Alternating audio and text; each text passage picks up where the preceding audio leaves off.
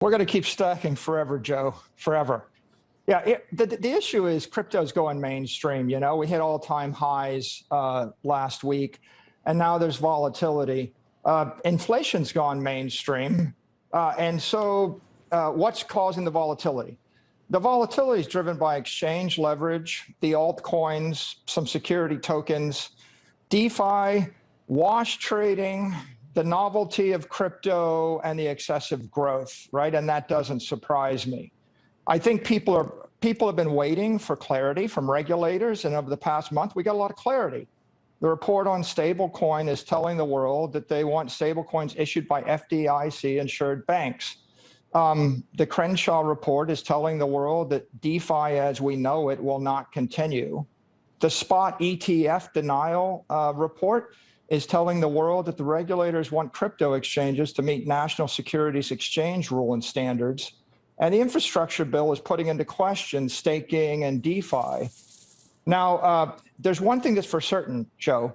The world wants two things. The world wants a digital dollar, US dollar, and they don't want 100 billion of it. They want 10 trillion of it or 20 trillion. The Chinese want it, the Africans want it, the Asians want it. They want it from an FDIC-insured bank or like.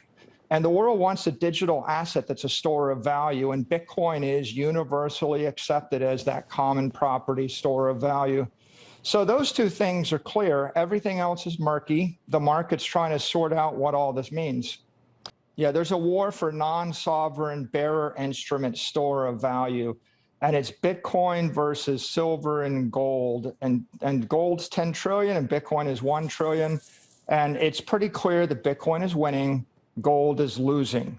Of all the commodities in the world, the only one that isn't suffering from inflation in the last 12 months is gold. You want to eliminate inflation, build everything with 24-karat gold. It won't go up in price. Bitcoin's definitely winning that struggle, and it's going to continue because you can move $1 billion block of digital gold at the speed of light. You can program it 60 times a second, and the maintenance cost is much lower. The custodial rates are much higher. So it's pretty clear that digital gold is going to replace gold this decade.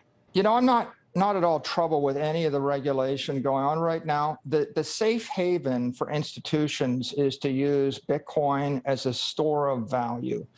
Bitcoin's the only ethical, technical, and legal safe haven in the entire crypto ecosystem, right? It's more technically secure because of the ASICs and the proof of work mining.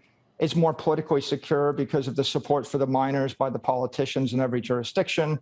It's more ethically secure because it is universally acknowledged as common property. So if your use case is to buy $1 billion of Bitcoin and hold it forever in lieu of gold or in lieu of property or in lieu of a stock portfolio, that without all the risks of stocks and equities and bonds and all the headaches of precious metals, then Bitcoin meets that use case. All of the sound and fury in Washington is going to have an impact on security tokens, DeFi exchanges, crypto exchanges, all the other use cases of crypto that are not Bitcoin. And that's where we'll see all of this settle. And that's why there's volatility right now. The big idea is every currency in the world collapses into the US dollar stable coin, and the US dollar is the universal medium of exchange for the world.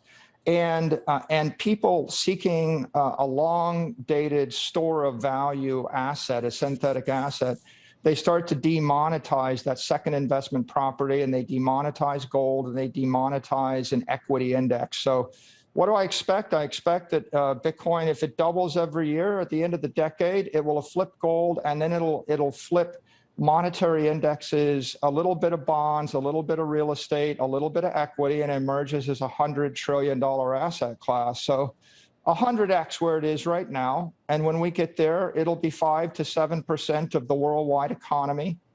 The US dollar will probably replace 150 currencies. Maybe there'll only be 2 or 3 left. There might be the euro, the CNY, the dollar. Everything else is probably going to disappear.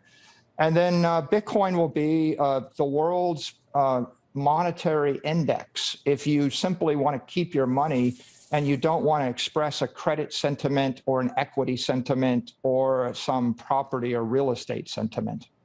I think Bitcoin is unstoppable as digital property.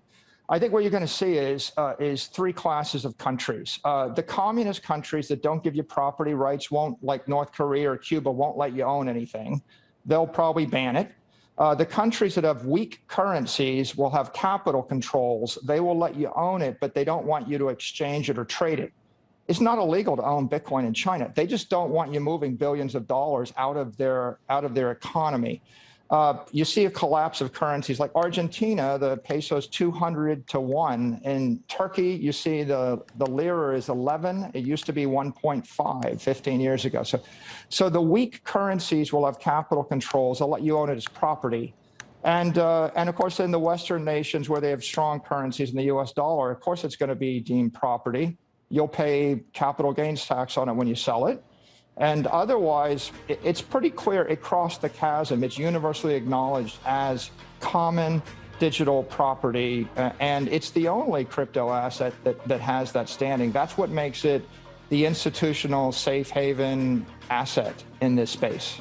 Like, no wonder. Thanks for having me, Joe. You're welcome. We'll see you later. Thanks.